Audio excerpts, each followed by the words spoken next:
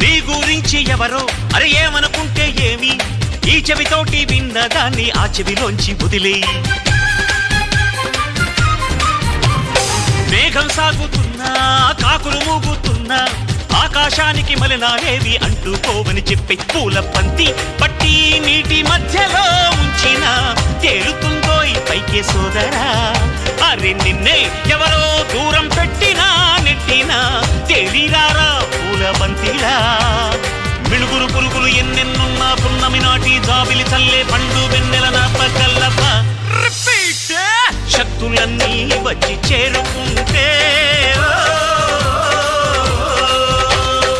స్వర్గం విలిసేనయ్యో భూమిపైనే. దేవుడా దేవుడా తిరుమల దేవుడా,